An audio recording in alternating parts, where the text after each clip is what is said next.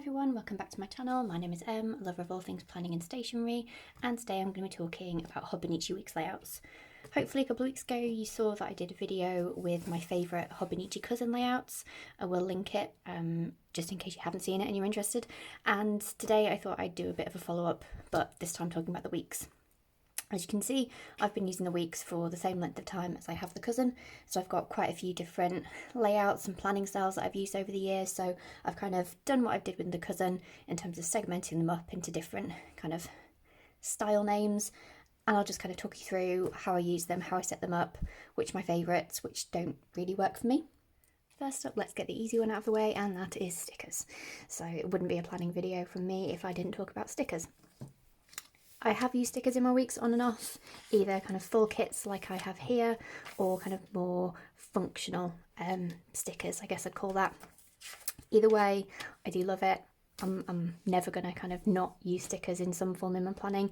I do find when I use a kit like this, although this is probably less decor than you might see in some kits, this is a kit from a shop by the way, I do find that it does kind of restrict how well I can use the pages just because they are so small. These weeks tend to be kind of more frequent in my planning just because I can use the space a little bit better and get more out of the pages. Side note, running task lists in my weeks, I absolutely love these. I use them a lot. When I was flicking through I was like, oh okay, yeah, that's been a key theme of mine, just because I love having a massive to-do list. That's how my brain works, but then having this running portion of it, it means that I can kind of plan out when I'm going to do each task without necessarily having to write it in the days, particularly when you've not got a huge amount of space for the days. That works really well. Now let's go completely the opposite way and talk about pen only spreads. So I haven't done a huge amount of these, and even here you can see I still use a sticker, but yeah, because the pages are so small, I do quite like kind of having more functional spreads in here, particularly when I've got a busy week. I love the idea that I can just write everything down and just have it there and not have to worry about making it pretty or stickers. It's just, yeah, I don't run out of space generally. It just works. It's kind of not, it's not a layout per se, it's a style. There's many different forms that I guess this can take in terms of how you divide this right hand page up, and I'll talk about that a little bit more later. But just wanted to talk about pen only because I do think this kind of planner does lend itself really well to kind of more functional pen only or sticker limited spreads.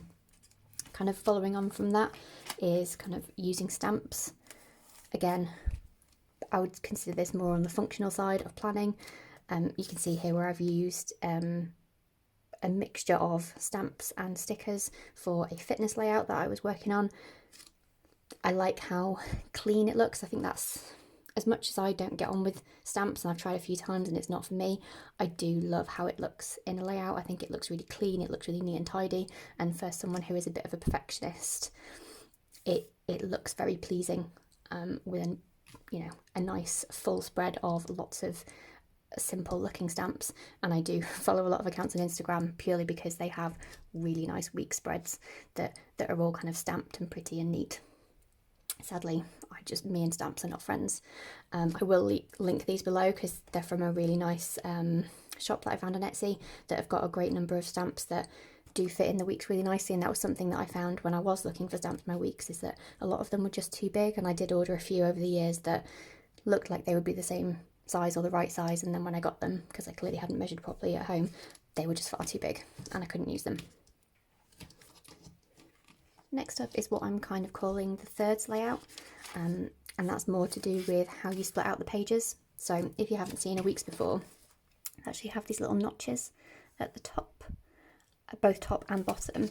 So what you can do is you can actually draw out lines there, and then you can do the same here, although the notches don't exist, but you can make it as symmetrical or off as you want, but then you can kind of really kind of segment off your day.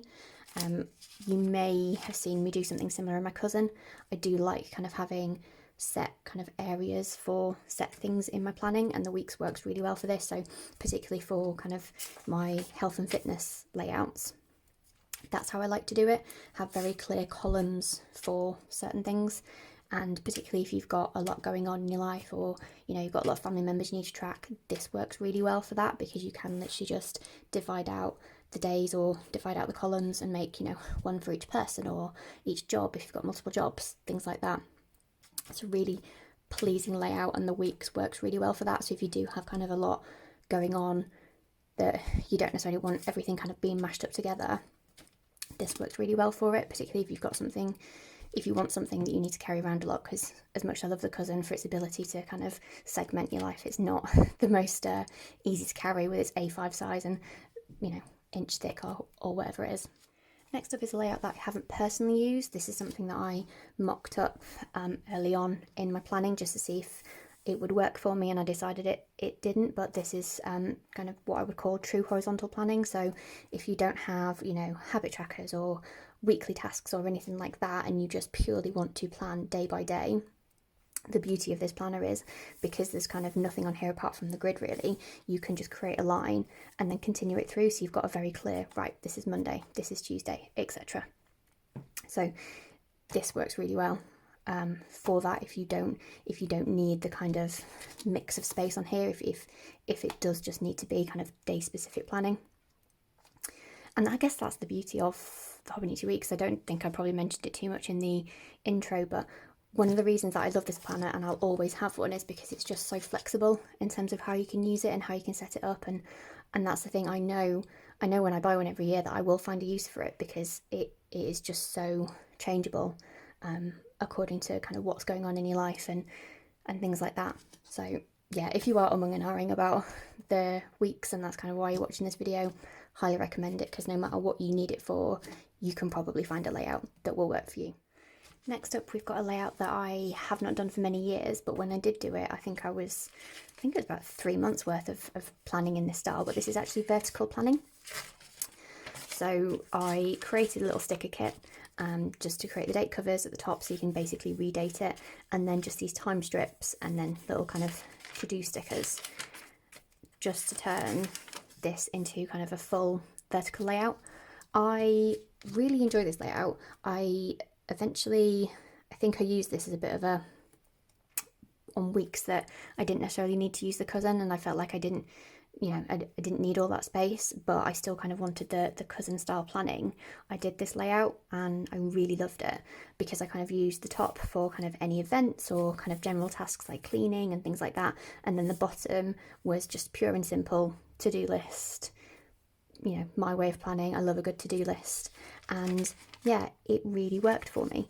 I particularly with these kind of extra small icons, because I guess that's the only thing that holds me back doing this more, is a lot of stickers that I have aren't really sized that small. I could get kind of teeny tiny stickers, and obviously here I made my own, but a lot of the stickers in my collection are just a bit too big to use on this layout, so that will always be a bit prohibitive to doing this permanently. But for a few weeks I did really enjoy planning in this way. It just, particularly if you're coming from a vertical planner and you want kind of a bit of a stopgap layout, this is a really good one. And I like the separation between kind of events and tasks. It's, you know, it just appeals to kind of my way of thinking and my way of planning. Finally, I want to talk about more kind of using this side of the page. So I touched on it briefly when I talked about kind of running to-do lists, and how I do like to use this side basically for my task list for the week, because there's just so much space, and yeah, as you can see, you can fit a lot of tasks. But also, because the page doesn't really have any markings apart from the grid, you can really just kind of break this up however you want, and I really like doing kind of a quadrant style. If you see my daily pages either on this channel or on Instagram, you'll know that I quite like to split up my daily pages into 4. This just allows me to kind of segment my tasks for the day, and I've done it a few times in the weeks, and I really like how it works for me in terms of how I plan and how my brain thinks. Having everything kind of split up into real clear segments, maybe like home life and then work life, and then maybe like shop and blog for those of you that have a side hustle, or I like having a next week or in a notes block, just because sometimes it's obviously there's notes pages in the weeks, but then I don't know about you, but I find if I write something in a notes page, I then forget about it. At least if it's in my kind of weekly spread, when it gets to the end of the week and I'm reviewing my week, I can do something about that kind of note if I need to, and it'll get less, it's less likely to get lost basically. But yeah, so I just wanted to kind of, it's not a layout per se, but I did just want to touch on kind of what you can do with this second half of the page. Some people don't use it at all. They find that this is enough and this is just pure kind of like creative space. So lots of stickers or even drawing or watercolouring. And I guess that's the beauty again of the weeks. It's so flexible in terms of how you use it. You can pretty much set it up however you want for any use.